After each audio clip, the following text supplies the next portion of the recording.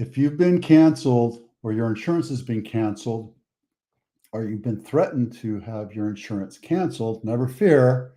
Farmers is here to help you out for the most part. That, along with Cupertino House of the Week, Willow Glen House of the Week, and Luxury Home of the Week, as well as the 12 Bay Area sales report and final numbers of the year. Let's get moving here. Farmers Insurance. Let's move this over here. There we go. I'll get the hang of this soon. Farmers Insurance promises to write more California home insurance policies ahead of planned reforms. Planned reforms, what does that mean? I guess California has been bagging on the insurance carriers here for the last couple of years, but in 2023, Farmers Insurance wrote 7,000 new policies every month. This year, they commit to writing 9,500 policies each month. And it's not for condos or renters. So that's for homeowners. That's actually kind of good, but it's not great. Still kind of in the problem. And if you have caught wind of this or any other problems over the last couple of years, you know that California has been fraught with wildfires. It's not just California, it's Oregon, Idaho, Washington, and British Columbia as well. Fires aren't a new thing. Insurance carriers are having their little tantrum, and California is putting their foot down and trying to make this work for everybody. So if you want to read more, here it is. Go ahead and jump through this. And if you have any comments, please do comment. But I'm actually happy that this is going to change things around. Yeah, we'll see. As a matter of fact, we're going to go into this Cupertino House of the Week. And the reason why I picked this is because it's in the forested area here of Cupertino. It's actually called Linda Vista, the area. And that's, what is that, Foothill College? And then De Anza is over here, and De Anza, et cetera. So, yeah. But if it's in the green, that means it's in an area where it's a little bit more fire problematic. Now, this home is built in 1980s, and it looks it by the structure, but if you look at the updates, it's pretty modern. Nice and looking, except for the bathroom kind of screams dated, as well as the 1990s style kitchen. But there you go, very small number of pictures to look at this $3.5 million house. Not my listing. 3 bedrooms, 2.5 baths, 3,100 square feet, built in 1984 on 2 acres. For the price, it's actually a good deal. And the best part about it, I took a look, and it is not in a fire area. Let me get the address again. Canyon View Circle. For some reason, it didn't keep. It's right here. Canyon View Circle, and it's not in the fire zone for the Cal Fire. Now, you have to check with your insurance company or farmers or whoever to make sure that their map overlay doesn't say it's a fire zone. But California Cal Fire says it's not. So good news. Willow Glen House of the Week is Lester Ave, 2 bedrooms, 1 bath, 900 square feet for a mild, little tiny $1.75 million. Built in 1939, this little bungalow has been updated and looks really sweet and cute, but people aren't really looking for sweet, cute 900 square foot homes.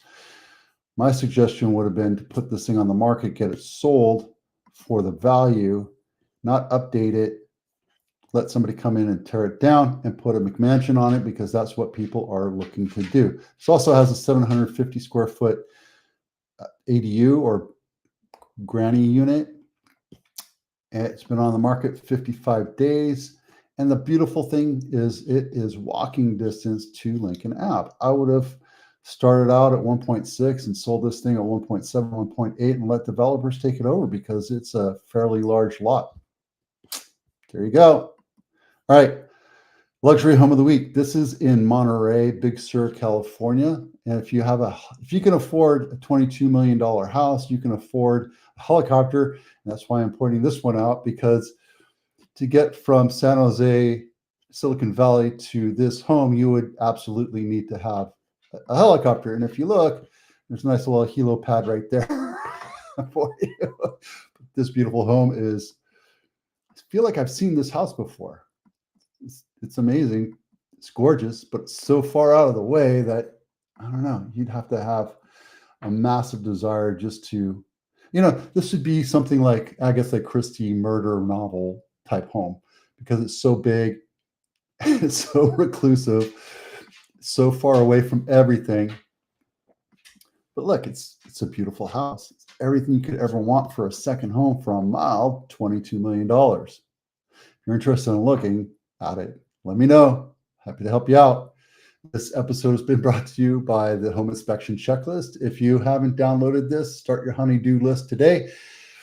This checklist allows you to go into every room, every nook and cranny, and find things that might be wrong with your house in case you're thinking about selling it, or if you just want to have a honey-do list and get it done. Download the Home Inspection Checklist today. This in no way, shape, or form takes over for a proper home inspection by a professional.